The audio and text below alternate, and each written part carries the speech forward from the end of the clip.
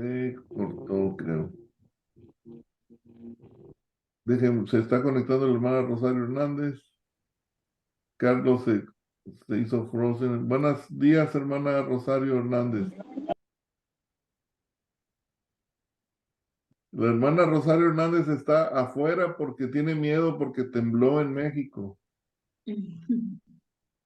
¿Verdad, hermana? Que sí. Así es. Bueno, vamos a orar entonces. Creo que Carlos se salió. Almita, ¿nos guías en una oración? Pastor, vamos a orar. Bendito Señor, Dios Todopoderoso, en este día, Señor, te agradecemos, Padre, por tu amor, tu misericordia y tu poder, Señor. Gracias, Padre, porque has tenido a bien escogernos, Señor, como hijos, Padre. Y gracias, Dios, por la disponibilidad que nos das y el deseo de aprender de ti, Padre. Te pedimos, Señor, que en este día tú nos des sabiduría, tú nos des entendimiento, Padre, y sobre todo un corazón dispuesto, Señor, a acoplarnos a tu voluntad, a tu palabra, Padre. Dale sabiduría al hermano Ramiro, Señor, para que nos transmita esta clase, Señor. Y Padre, que cada uno podamos aprenderla, Señor, practicarla y enseñarla a otros.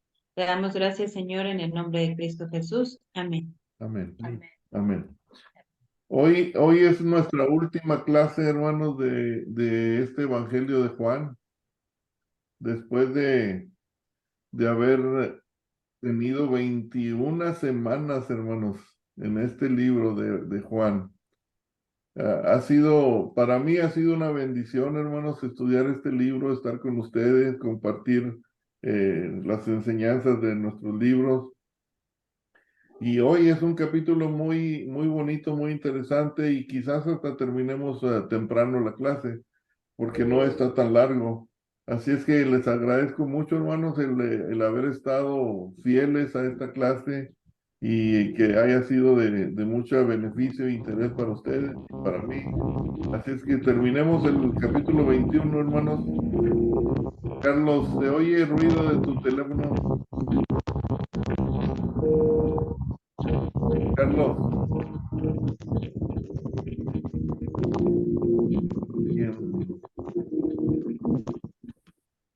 ¿Alguien tiene música, hermanos? Ya. Eh, Carlos, ya se salió Carlos. Carlos.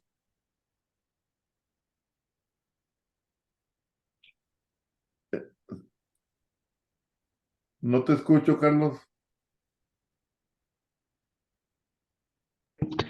Aquí estoy, profe, y creo que ya. No sé No, por qué me ha sacado 2 veces. no tienes música puesta, ¿verdad? Sí, la pago. Sí, porque se oye, Carlos. Sí,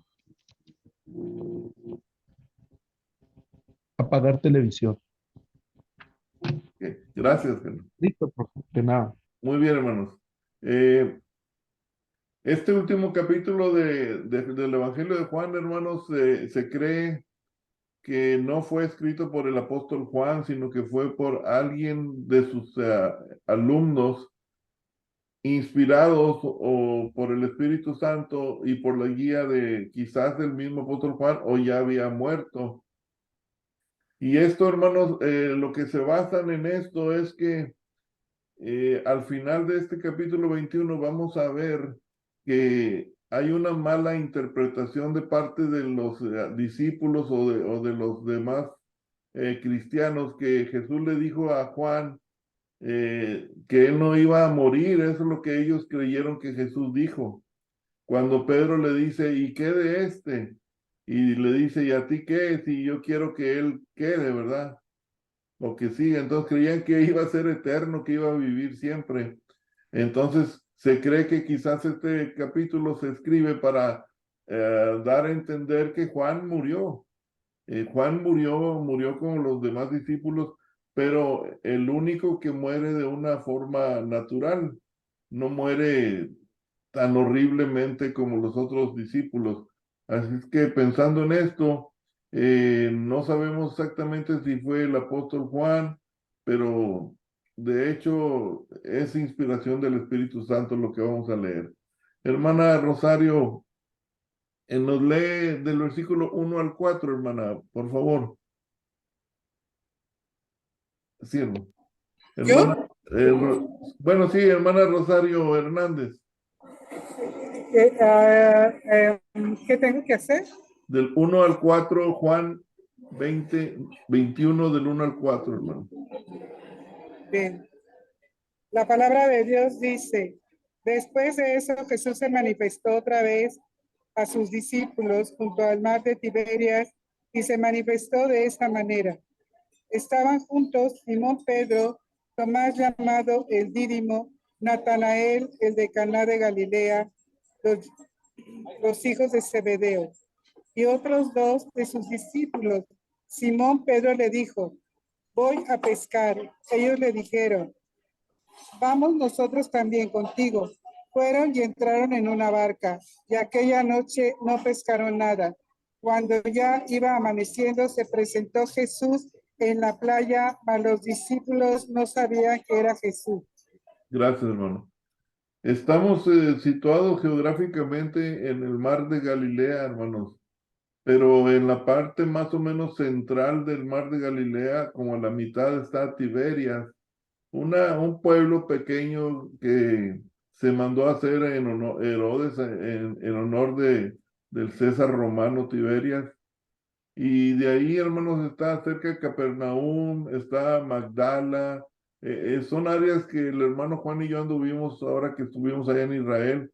Está muy bonito, hermanos, el mar está precioso. La profundidad del mar más o menos es, creo, 24 metros, lo más profundo.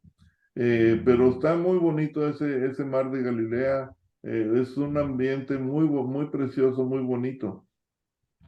Aquí, Profe, hermanos, sí, perdón que interrumpa. ¿Podría abrir más, hacer más grande el archivo? déjame Es- ver. esto- a ver si se puede. Estoy en el celular.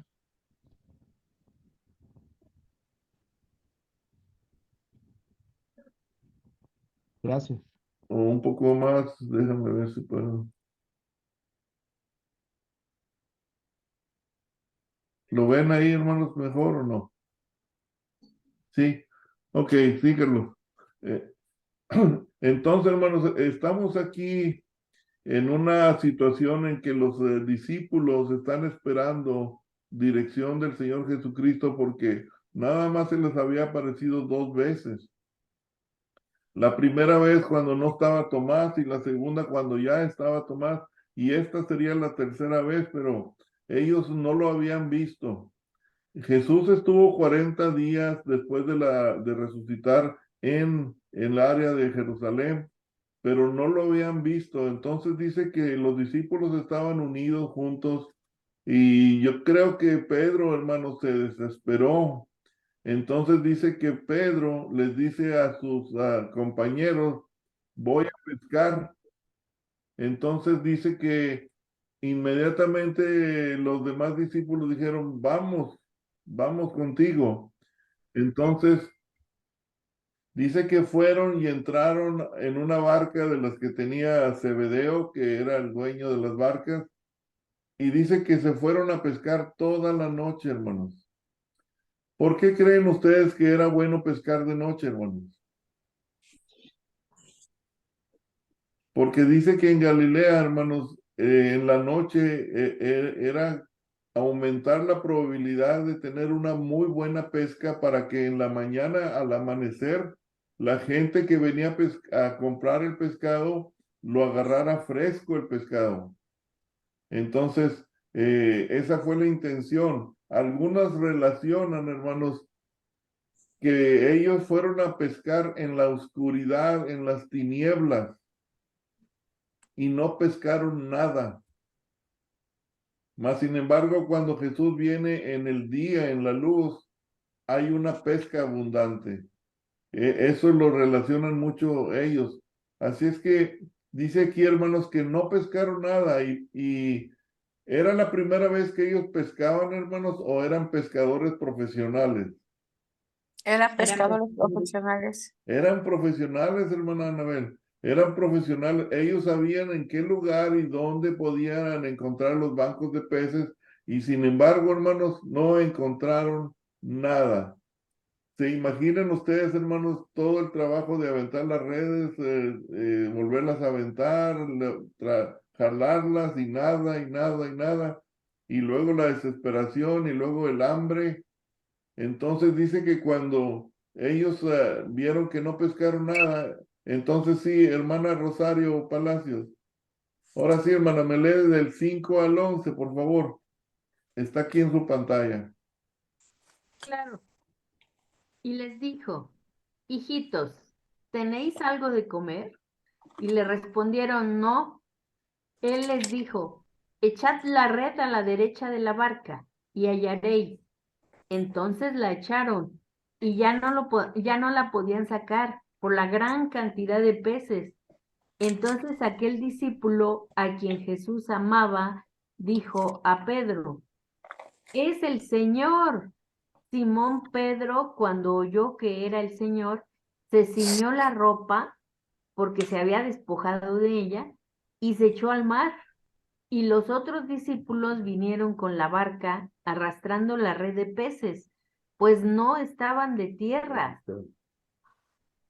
no distaban de tierra, sino como 200 codos. Al descender a tierra, vieron brasas puestas y un pez encima de ellas y pan.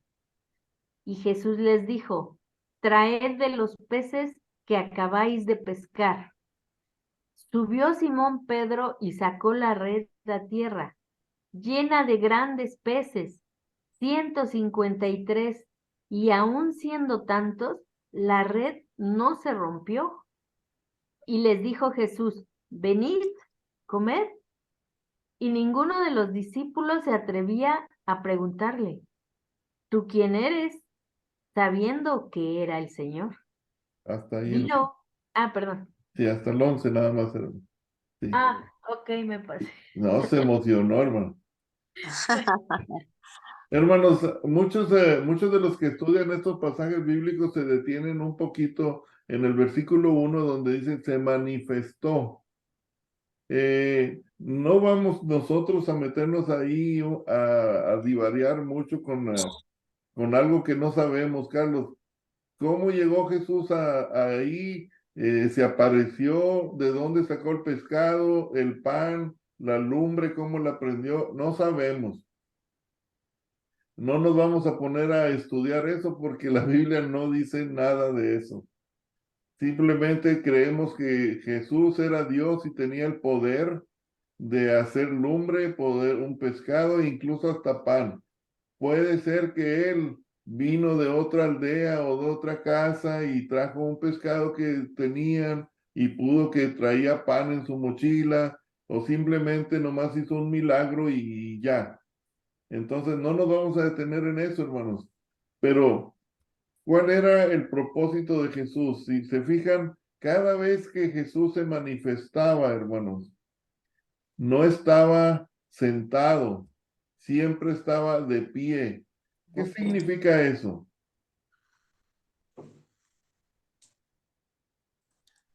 ¿Qué les da la idea de una persona que está sentada?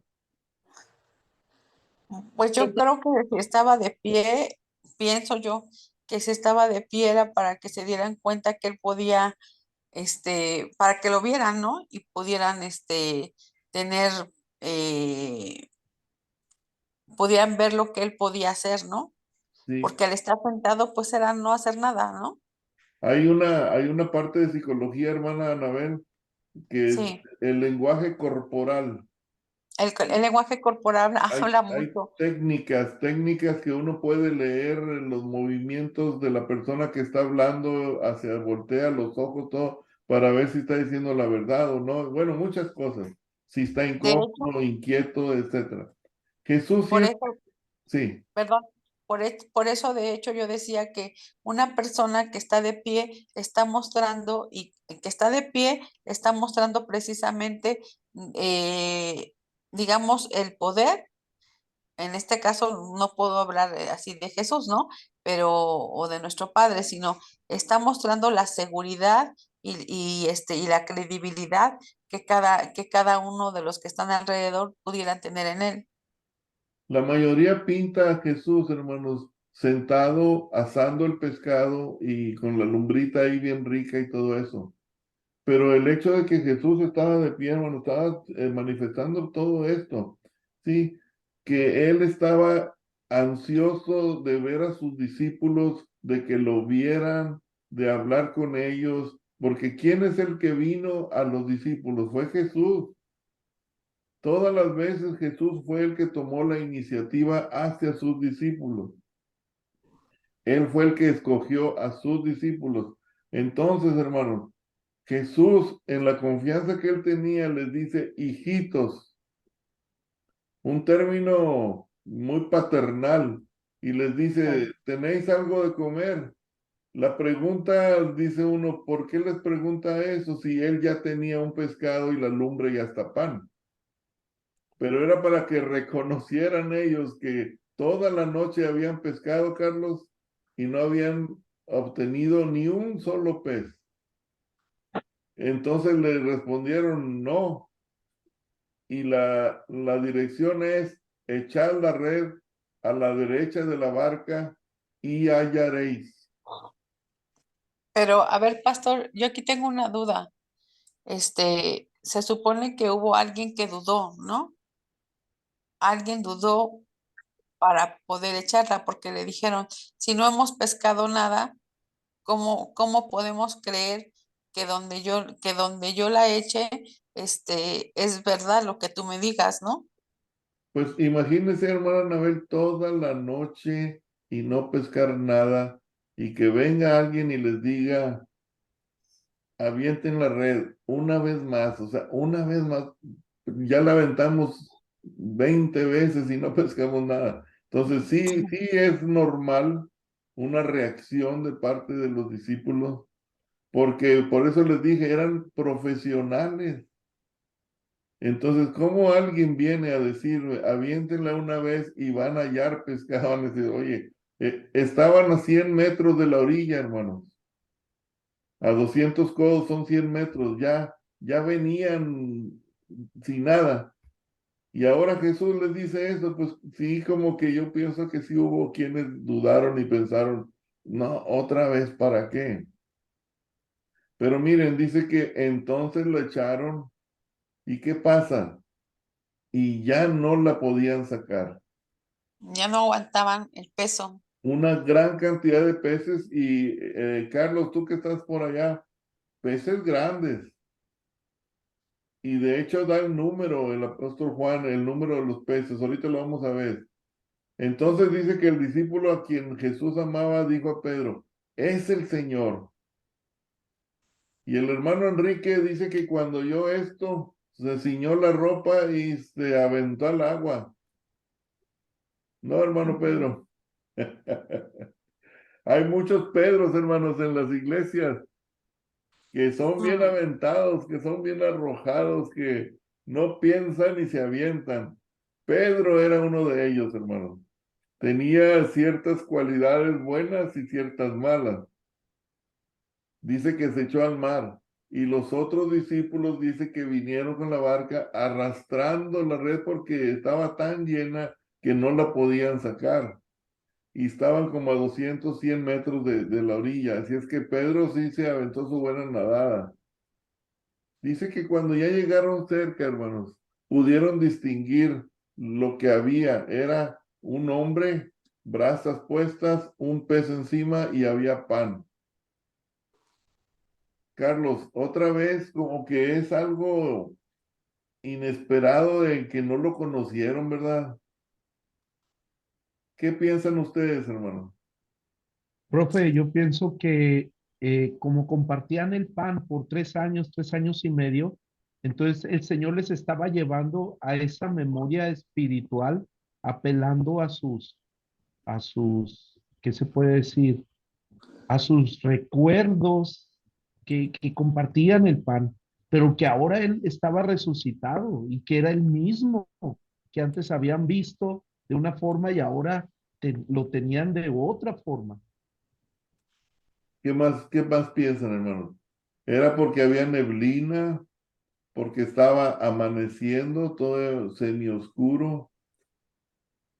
Creo que en parte, Pastor, fue porque en ellos había todavía cierta incredulidad, ¿no? Estaban todavía pasando el shock en el que pensaban que Jesús no iba a morir, que iba a regresar inmediatamente, y pues no veían pues muy claro, ¿no? Y más porque ellos no habían visto a Jesús. Entonces estaban en ese trance que, aunque su fe les decía que sí era, dice, no se atrevían a preguntarle porque su fe les decía sí es Jesús, pero en ellos había cierta incertidumbre. Bien dijiste, Alma, es un shock. Ujú. 3 años, como dice Carlos, comiendo con el Señor, durmiendo ahí juntos en el campo, en casa, ministrando, el Señor haciendo milagros, juntos, juntos, juntos. Y luego los dejas todos los hermanos y ya saben los discípulos que resucitó, pero no está con ellos. Y pasa un día y pasan dos y no está con ellos y pasan tres. Y Pedro como que dice, oye, pues yo voy a ir a pescar. Y los otros, pues, también estaban igual que Pedro, pero no se atrevían a decir nada. Entonces le dicen, vamos contigo. Eso es precisamente lo que hace que ya no están pensando en Jesús, hermanos, como debieron de haber pensado después de la resurrección. Como dice Alma, ya como que no creían, no dudaban, ¿cómo va a ser esto? ¿Cómo va a funcionar? Nos deja solos cada rato, no está con nosotros. De repente les aparece y pues no creen que es Él. Y como era su maestro y como habían visto los milagros y toda la autoridad que Jesús tenía, entonces nadie se atrevía a preguntarle, ¿eres tú, Señor? Bueno, es Ahora, que creo, Pastor, que habría que recordar, no sé si estoy bien, habría que recordar que en la clase anterior decíamos que lo habían ubicado únicamente, María Magdalena lo había ubicado únicamente por la voz, porque, exacto. porque físicamente pues era una persona, ¿no? Pero cuando ya lo vio, no lo conoció. Entonces de ahí creo yo que pudiera surgir esa, no la falta de fe, sino el hecho de decir, pues sí es o no es, ¿no? Sí, entonces es una situación ahí que se presenta de todos los discípulos, porque el único que más o menos dijo fue Juan, el que escribe, es el Ajá. Señor. Y Pedro inmediatamente, pero los demás discípulos dicen que no se atrevían todavía a preguntarles. Entonces aquí dice, subió Simón Pedro y sacó la red a la tierra cuando Jesús le dice. ¿Y qué dice 153? Y aún siendo tantos, la red no se rompió. Versículo 12 al 14, hermano Enrique, por favor, si nos ayuda.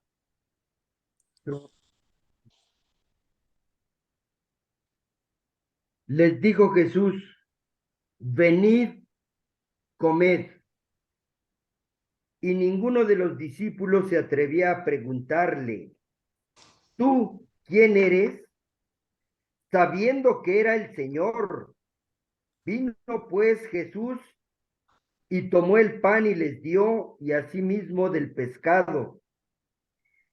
Esta era ya la tercera vez que Jesús se manifestaba a sus discípulos, después de haber resucitado de los muertos. Amén. ¿Qué piensa, hermano, de lo que acaba de leer? Bueno, en parte apoyo la moción de Almita, que precisamente los discípulos todavía estaban incrédulos en cuanto a que era el Señor. Todavía ellos sentían una duda, una incertidumbre en que si de verdad era Él o no. Sin Crédulos, embargo, crédulos o incrédulos, hermano. ¿qué fue lo que dije? Es que no le entendí, por eso le pregunto. incrédulos en cuanto a que el Señor había resucitado. Esa fue la moción de Alma. Es decir, ok. ellos todavía estaban dudando de que fuera Él. Ujú. Sin embargo, tenían ellos la fe puesta en Cristo, sin embargo, todavía dudaban. Era algo que todavía no alcanzaban a creer como seres humanos que son. Sí, hermanos, estamos hablando de un hecho único en toda la historia de la humanidad. Alguien que resucita con el poder del Dios Altísimo. Nadie había resucitado por sí mismo de algo así tan grande. Nadie había hecho los milagros que el Señor Jesucristo hizo. Hasta cierto punto, hermanos, los humanos somos muy incrédulos y hay veces que somos muy inocentes a la vez. Nos engañan fácilmente, pero en otras cosas no creemos tan fácilmente. Entonces, aquí, hermanos, yo creo que la mente de los discípulos estaba tan llena de emociones y de hecho yo pienso que si yo hubiera sido uno de los que estaban ahí, yo hubiera tenido muchas preguntas que hacerle al Señor y que me sacara de dudas y que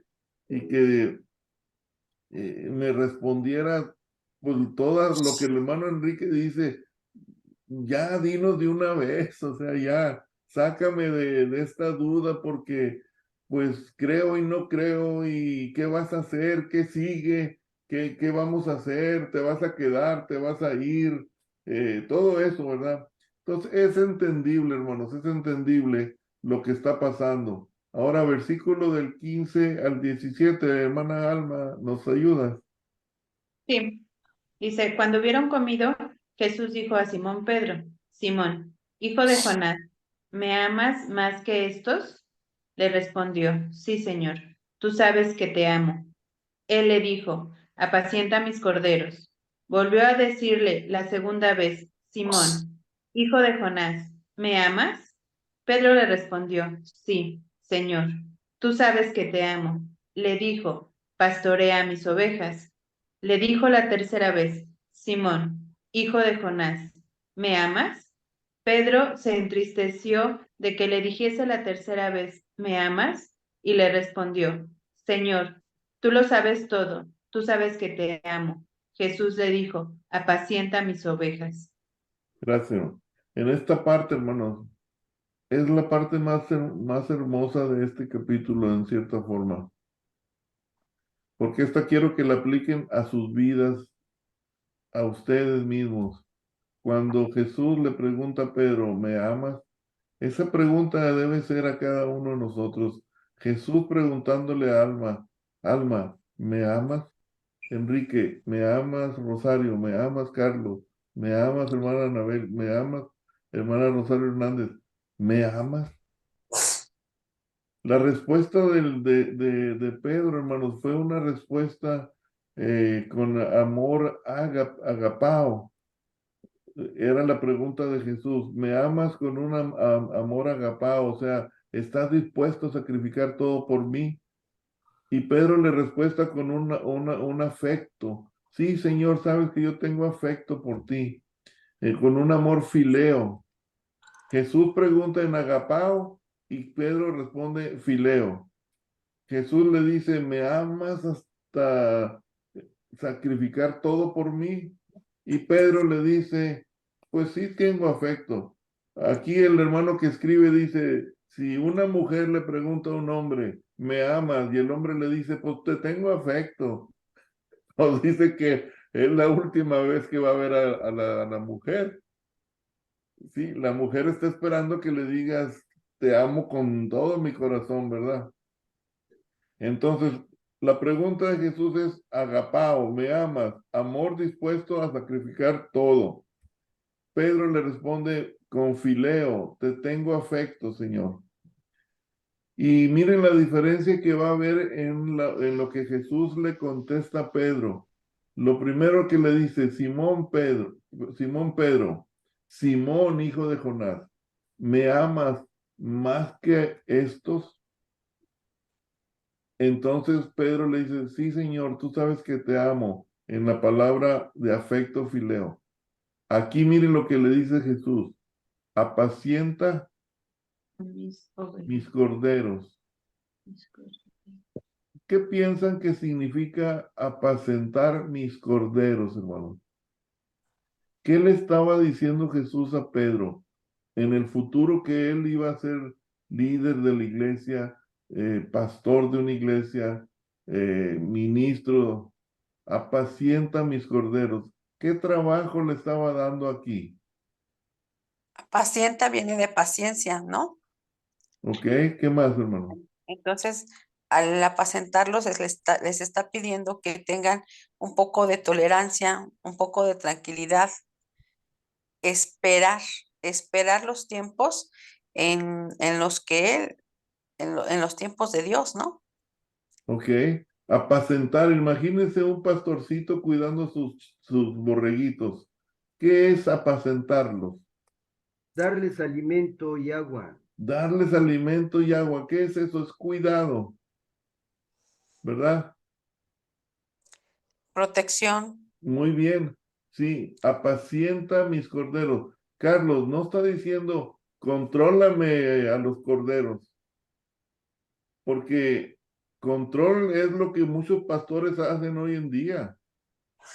Controlan la congregación y no la apacientan, o sea, no la alimentan, no la cuidan, no proveen, ¿sí? Entonces dice que Jesús le vuelve a decir a Pedro, ¿me amas? Sí. Pedro le responde, sí, Señor, tú sabes que te amo. Otra vez con afecto. Sí. Pero miren lo que ahora Jesús le dice, pastorea mis ovejas. Entonces, Es ¿qué diferencia hay entre apacentar corderos y pastorear ovejas? guiarlas. ¿Ok? O ¿Qué sea, más? no solamente darles amor, cuidado, protección, sino amarlas, alimentarlas, orientarlas a través de la palabra, ¿no? Profe, Sí, las ovejas son adultos y los corderos son pequeños. Entonces, esa, saber esa distinguir, observación es muy buena, Carlos. saber distinguir entre las necesidades de unos y de otros. En Ezequiel dice la palabra que Dios va a juzgar a los pastores y debemos de hacer lo que Dios dice con el mismo amor. Qué tremendo, profe, lo que nos está enseñando a través de la palabra, porque Pedro insiste con el afecto y Jesús le pide el amor, ágape, el amor que no es de este mundo. Exacto, que lo iba a mencionar más adelante, pero qué bueno que lo mencionas ya. El cordero, hermanos, es el recién nacido. Y si nosotros nos vamos, hermano Enrique, ya a una aplicación doctrinal bíblica, es el recién convertido, el que conoce a Cristo por primera vez y acepta a Cristo como su Salvador. Ese es el corderito, el que necesita leche, el que necesita mucho cuidado, ternura, cariño, abrigo, Es el bebé, protección. es el bebé. Es el bebé, hermana, es el bebé de la familia, de la iglesia. Por lo tanto, se le debe cuidar con más atención. Aquí Jesús ahora está diciendo, pastorea mis ovejas. Y ya pastorear, hermanos, entra en otra situación diferente al apacentar, ¿sí? ¿Qué podría ser pastorear? Es atender a las ovejas, a los corderos, mientras están comiendo, mientras están viviendo en el campo, mientras están viviendo en el mundo, expuestos a pecado, a tentaciones, a influencias mundanales. Entonces, el pastor va más allá de predicar atrás de un púlpito. El pastor va hasta el grado de ir al hogar del creyente, del hermano, del miembro de la iglesia y ver sus necesidades y ver la forma de vivir de ellos, ¿sí? Cómo se están alimentando espiritualmente hablando, qué amistades incluso hay ahí que puedan estar estorbando. Pero no es un control como lo dije hace rato. Ni tampoco, hermanos, como un pastor que yo tenía que tuve que hablar con él y decirle que estaba mal, porque se iba todas las mañanas a la casa de una hermana que era muy buena gente a almorzar y todos los días dejaba a su esposa en la escuela que era maestra y él se iba a la casa de la hermana y su esposo, un viejito, y pues la hermana hacía tortillitas de harina y cafecito y pues muy, muy rico, ¿verdad? Y él le llegaba todos los días a almorzar. Y le decía yo, hermano pastor, pues lleva usted de perdida los huevitos, el chorizo, las tortillas, o provee usted con... No, no, pues nomás va a comer y los hermanos pues eran pobres. Entonces el pastor tampoco debe cargarse, hermanos, a las ovejas y ser una carga para el rebaño, sino más bien el pastor tiene que pastorear sus ovejas. Ahora, aquí entra una palabra que a muchos miembros no les va a gustar. El pastor también tiene derecho a disciplinar.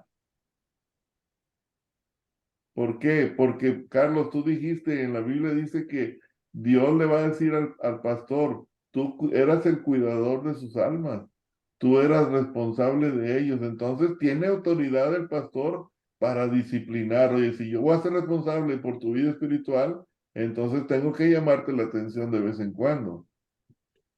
Pero eso, hermano Enrique, a la gente no le gusta. Y el papel del pastor es bien difícil porque, como dice el dicho, hermano, no soy monedita de oro para caerles bien a todos. Entonces, muchas veces el pastor lo empiezan a criticar. Pero miren, Carlos, cuando uno ve todo esto en los ojos de Jesús, cómo quería que fuéramos, hablamos de amor. Pastorea mis ovejas, ¿con qué, Anabel? Con amor. Apacienta mis corderos con amor, Con porque amor. si me amas, Pedro, me amas, entonces apacienta mis corderos. Pedro, me amas, pastorea mis ovejas. Y la tercera vez, hermanos, Simón, hijo de Jonás, me amas, pero Jesús aquí ya le bajó del amor que sacrifica todo al amor que tú estás diciendo, Pedro, a ese amor que es un afecto. Entonces Pedro dice que se entristeció de que le dijese la tercera vez, recordando las 3 veces que negó al Señor, ¿me amas? Y le responde, Señor, tú lo sabes todo. Y de plano, Carlos, esta es la respuesta que debe el verdadero cristiano decirle, Señor, tú lo sabes todo. Tú me conoces a mí mejor de lo que yo me conozco a mí mismo. Antes de que yo naciera. Antes de que salgan las lágrimas de mis ojos, tú ya sabes mi dolor. Antes de que mi boca diga las palabras, tú ya las conoces, lo que te voy a pedir.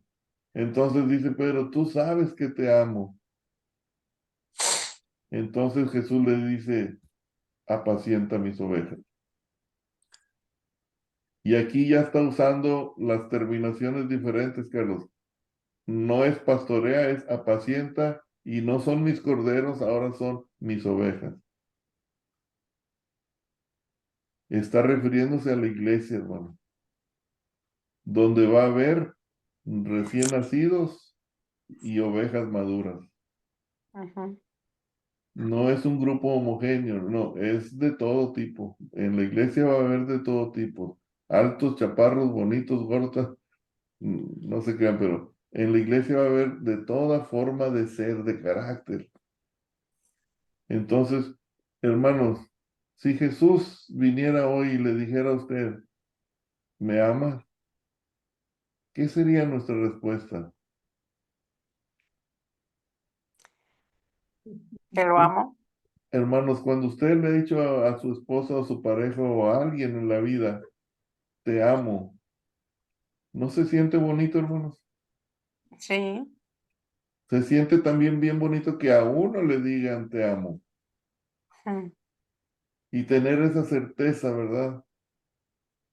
Como el amor de una madre, ¿verdad? Sus hijos, algo bonito también. Hermano Enrique ya le está pellizcando, ya le va a Rosario. Hermana Anabel, ¿nos puede leer del 18 al 19, por favor? ¿Perdón? Versículos 18 y 19. Sí, claro. Es cierto, la palabra de Dios dice, de cierto te digo, cuando eras más joven, te ceñías e ibas donde querías, mas cuando ya seas viejo, extenderás tus manos y te ceñirá otro, te llevará a donde quieras. Esto dijo, donde dando a entender con qué muerte había de glorificar a Dios. Y dicho esto, añadió, sígueme. Gracias, hermano. Si te fijaste, Carlos, cuando Jesús estaba hablando con Pedro, le dice, apacienta a mí, sí, corderos, y pastorea mis ovejas. ¿Qué quiere decir mis? Que son de él. Que Son son, propiedad de él.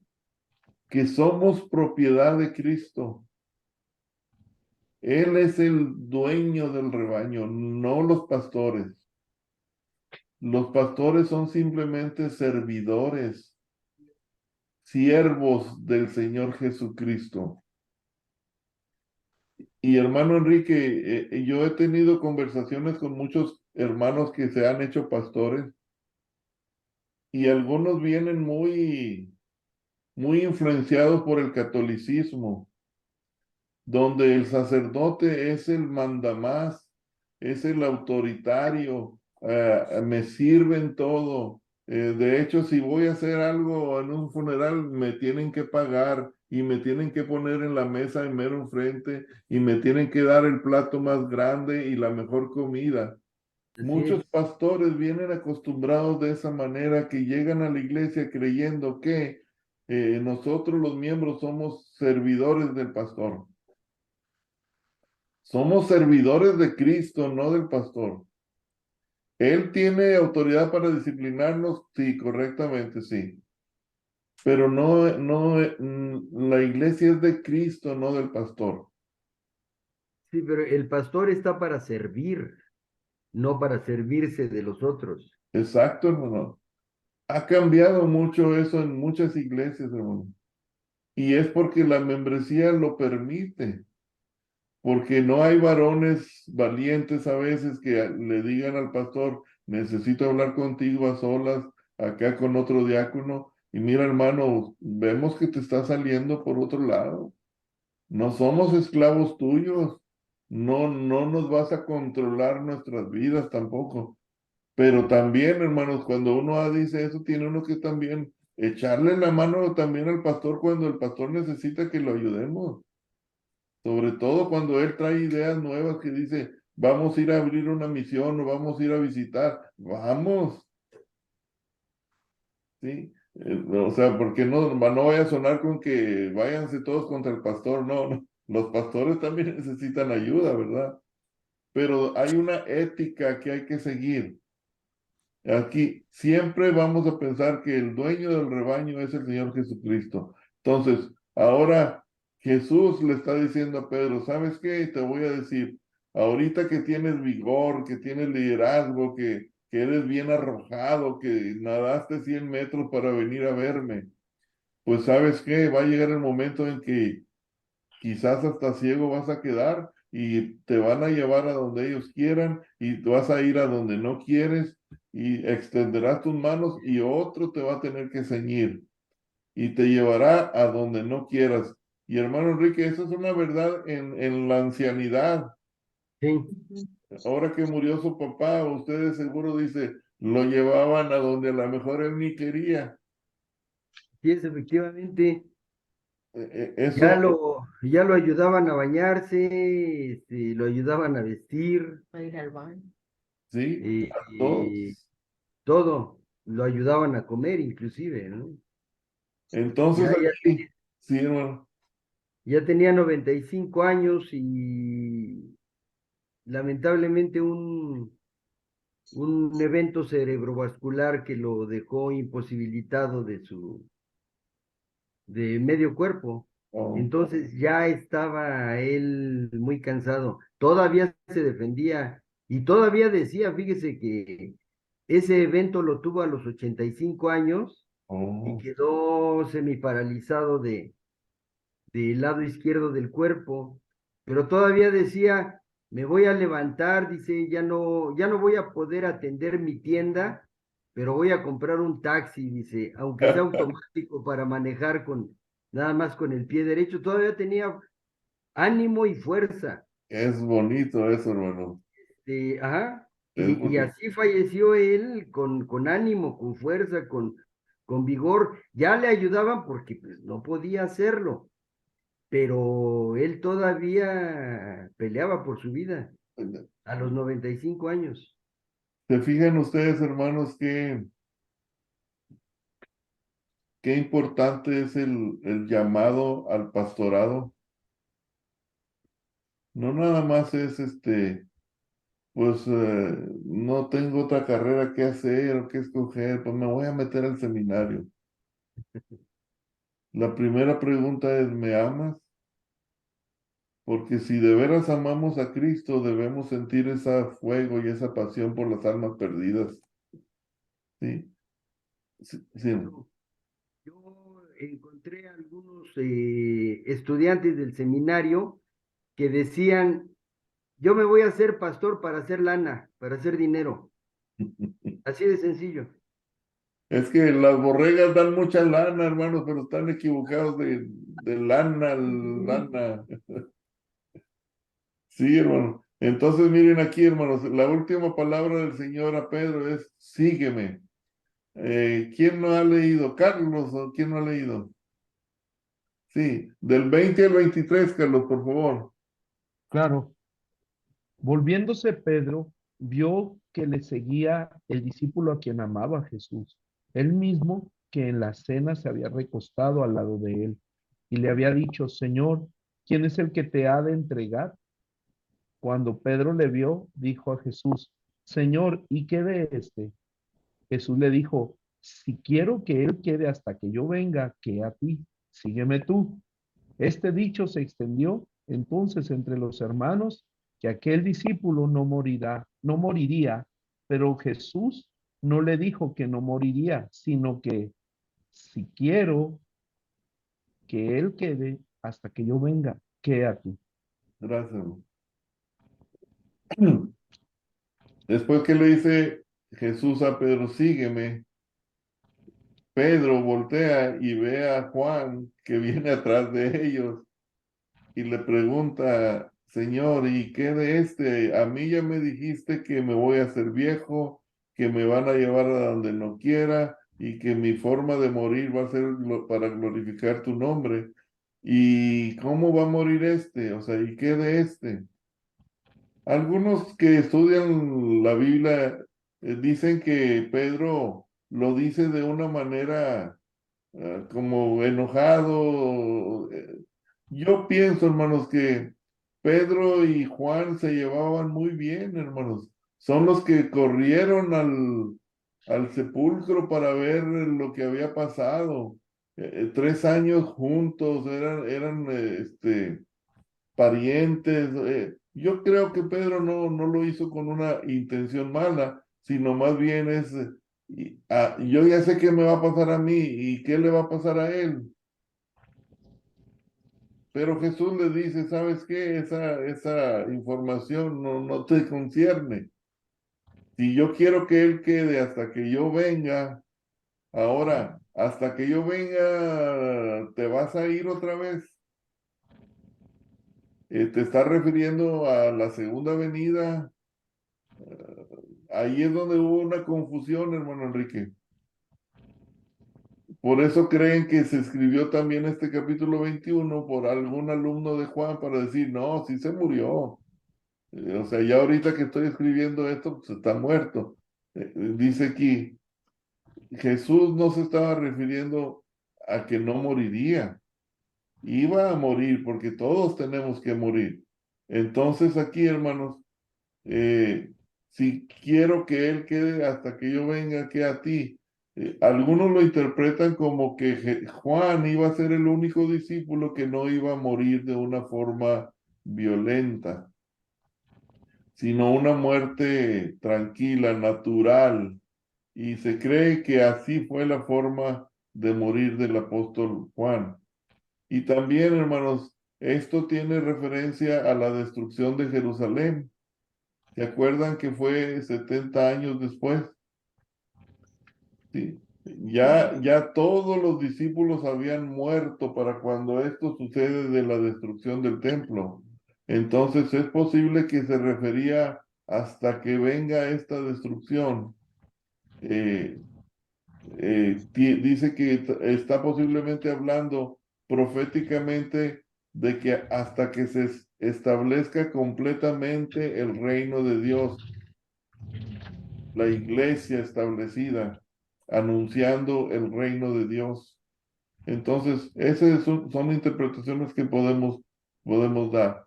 Y para terminar, hermanos, vamos a pedirle al Mita que nos termine los últimos versículos de este Evangelio de Juan. 24 y 25, Alma, por favor. Sí. Este es el discípulo que da testimonio de estas cosas y escribió estas cosas, y sabemos que su testimonio es verdadero. Y hay también otras muchas cosas que hizo Jesús, las cuales si se escribieran una por una, pienso que ni aún en el mundo cabrían los libros que se habrían de escribir. Amén. Amén. Amén. ¿Se imagina, hermana Anabel, si se escribieran todo lo que Jesús hizo en 3 años y medio? Pienso que ni aún en el mundo cabrían los libros que se habrían de escribir de él. Hermanos, ¿creen ustedes que hubiera sido necesario que nos describieran más cosas? ¿O con lo que tenemos es suficiente?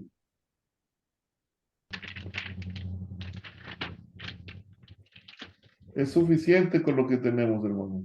Sí, dice que lo que está escrito es lo que Dios quiso revelar. Y era Exactamente. Y este Así es, testimonio, profe. Y a veces tardamos en asimilar la verdad.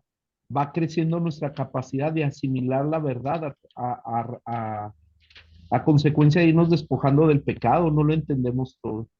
sí, Carlos, le comentaba yo a mi esposa la otra noche y le decía, acabo de estudiar con otro maestro de griego y nos acaba de enseñar otras palabras nuevas en griego que están mal interpretadas en la Biblia. Le digo, y cada vez que descubro algo que yo no sabía, me siento más chiquito, porque hay tantas cosas en la Biblia, hermanos, que no sabemos, que no las hemos estudiado, que no hemos entrado a la profundidad, porque no estamos dedicados como teólogos, ¿verdad? Pero qué bonita es la palabra de Dios, hermanos, cuando dice, escribió estas cosas, Él da testimonio de estas cosas, que son verdaderas y que todo lo que estamos estudiando no es en vano, hermanos, porque el Evangelio de Juan, al final de todo este discurso, es que Él vino al mundo para salvar al mundo y para que el mundo viviera con Él eternamente en el cielo con todos los que creyeran en Él. Entonces, eso fue lo que el Evangelio de Juan nos enseña. Ahora quiero decirles, por ejemplo, el resumen, hermanos. El resumen déjenme, nos salimos de aquí, hermanos, un poquito. Les voy a mostrar otra, hermanos, otra. Miren, hermanos, capítulo 21 es el final. Nuestro capítulo 1, hermanos, ¿se acuerdan que empezamos con que el verbo fue hecho carne? Jesús se identifica como el Cordero de Dios y es cuando Jesús llama a sus primeros discípulos. En el capítulo 2, Jesús hace el agua en vino y Jesús purifica el templo cuando se molesta y lo hacen templo de mercaderes. Capítulo 3, cuando platica con Nicodemo, o sea, es necesario nacer de nuevo. El capítulo 3, el nuevo nacimiento y la enseñanza de que Jesús vino de arriba. El capítulo 4 nos enseñó la sanidad del paralítico en Betseda. Nos enseñó que Jesús es igual a Dios en poder y honra. Nos enseñó que buenos y malos serán resucitados en la misma hora, pero unos irán a un lado y otros a otro. Testigos de Cristo, hizo milagros y también habló de las Escrituras. En el capítulo 6 alimentó a 5,000. Jesús anda sobre el mar y Jesús es el pan de vida. Capítulo 7, los hermanos incrédulos de Jesús, la fiesta de los tabernáculos y los ríos de agua viva que predica el Señor Jesucristo que Él era. El capítulo 8 hablamos de la mujer adúltera, que Jesús es la luz del mundo, que la verdad os hará libres. Jesús diciéndoles a los del Sanedrín, hijos del diablo, y que Jesús existía antes de Abraham. Capítulo 9 hablamos de la sanidad del ciego de nacimiento, de la ceguera espiritual de los fariseos. Capítulo 10, Jesús el buen pastor. Jesús pone su vida y la vuelve a tomar. Jesús y el Padre uno son. Capítulo 11, la muerte y la resurrección de Lázaro y el complot para matar a Jesús debido a sus señales. Capítulo 12, María ungió a Jesús en Betania, el complot contra Lázaro, la entrada triunfal de Jesús en Jerusalén. Capítulo 13, el lavamiento de los pies de los discípulos, el anuncio de la traición de Judas, el anuncio de la negación de Pedro. Capítulo 14, Jesús es el camino al Padre, la promesa del Espíritu Santo. El que ama a Jesús guarda sus mandamientos, la promesa de la paz. Capítulo 15, la vid verdadera, los amigos de Jesús, el mandamiento del amor fraternal, el mundo aborrece a los discípulos de Cristo. Capítulo 16, la obra del Espíritu Santo, la tristeza y el gozo de los discípulos, el mundo vencido. El 17, Jesús pide ser glorificado por el Padre. Jesús pide que los discípulos sean guardados. Jesús pide que los discípulos sean uno. En el capítulo 18 arrestan a Jesús, la interrogación de Jesús por el sumo sacerdote, Pedro niega a Jesús, Jesús es interrogado por Pilato. En el 19 Pilato intenta soltar a Jesús, lo crucifican, el costado de Jesús abierto, Jesús es sepultado. En el 20 vimos la resurrección, la aparición a María Magdalena, a los discípulos reunidos en la casa, y Tomás convencido de ver a Jesús, y el 21 la aparición en la playa del mar de Tiberias y la entrevista de Jesús con Pedro. Ven cuántas cosas, hermanos, el Evangelio de Juan nos enseñó. Todo esto para resumirlo en que Jesús es el Hijo de Dios, el único camino en el cual nosotros podemos ser salvos. Así de fácil, hermano. Un evangelio hermosísimo que debemos todos estudiar, que debemos de mantenerlo vivo, que debemos de conocer el evangelio de Juan a profundidad y enseñar y predicar lo más que podamos, hermanos, empezando con nuestro Jerusalén, que es nuestra familia de sangre, en la iglesia y con las amistades y con todas aquellas oportunidades que Dios nos dé, prediquen el Evangelio, hermanos. Si usted realmente ama a Jesús, entonces usted muestre el amor por el prójimo, hablándoles a otros de Cristo. Y va a ver, hermanos, que Dios le va a recompensar en público todo esto, hermanos. Hágalo por amor a Cristo. Es que yo les agradezco mucho, hermanos, el haber estado en esta clase. Y vamos a empezar defensa de la fe, hermanos, el otro sábado. Y este va a estar muy, muy bonito, hermanos. Mire lo que trata de defensa de la fe. Vamos a hablar de la Trinidad, la doctrina de Dios, la doctrina del Espíritu Santo, el nacimiento virginal de Cristo, las evidencias de cómo la Biblia fue inspirada por el Espíritu Santo, la doctrina del pecado original y la depravación total del hombre, la doctrina de la regeneración, la justificación, la seguridad, la perseveración de los salvos, la santificación, la glorificación, los galardones, y vamos a hablar de las dos naturalezas, la carnal y la divina, y vamos a hablar qué es una iglesia neotestamentaria, el gobierno de la iglesia, el bautismo, la cena del Señor, la doctrina de la disciplina en la iglesia, la disciplina de la inmortalidad. Vamos a hablar del anticristo, de la resurrección, del cielo y del infierno. Va a estar muy interesante y todos esos temas son como de 5 páginas cada uno. Entonces, está muy condensado porque va a ser un poco rápido, pero está muy interesante, hermanos, esta clase. Defensa de la fe y análisis bíblico son dos clases que son muy buenas. Es que, hermanos, almuercen rico o coman rico, que Dios los bendiga. Qué bueno que el temblor no hubo problemas. Hermana Rosario, cuídense mucho. Y hermanos, oren por la venida de Cristo, hermanos. Saben que hoy amaneció en guerra Israel, hermanos. Wow. No sé Hoy, no sé si ya vieron las noticias, pero palestinos atacaron a Israel de una forma muy fuerte y puede que esto desencadene una guerra grande, hermanos. Si esto viene una guerra grande, hermanos, el rapto es inminente.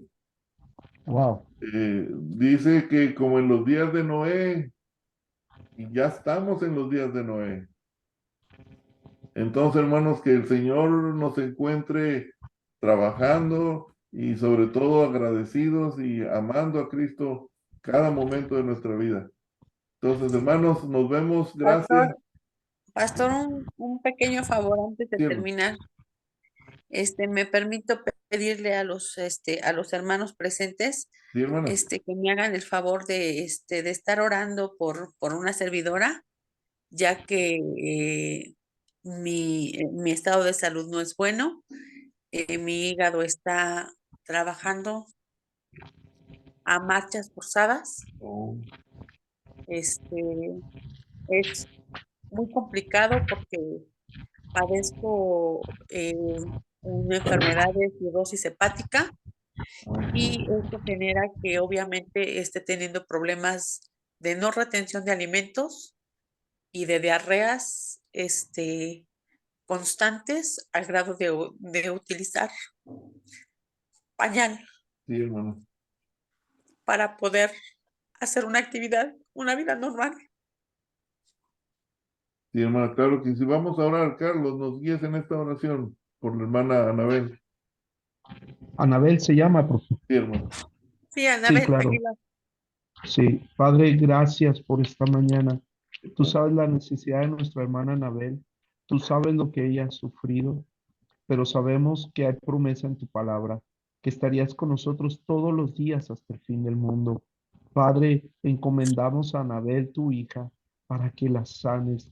Sana esos síntomas, Padre. Toca su corazón, aliéntala, hazla firme, que use ese músculo de la fe y que tu palabra, Señor, tu palabra inflame, haga crecer la fe de ella. Y sabemos que dice tu palabra que tú te provees para suplir a tus hijos. No hay nada imposible para ti. Somos tus hijos.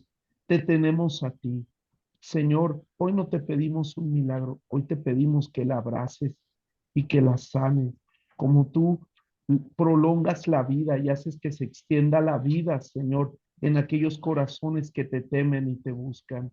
Padre, tu sierva ha estado siendo fiel a tu palabra y hay promesa, porque dice tu palabra que tú prolongas nuestra vida, Señor, porque nos ligas a tu palabra y tú eres la vida, tú eres la resurrección y la vida, Jesús.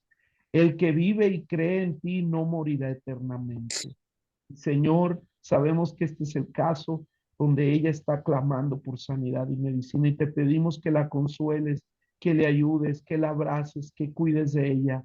Y Señor, gracias porque vamos a estar orando como parte de tu pueblo y de tu iglesia por ella. En el nombre de Jesús, bendice a tu hija.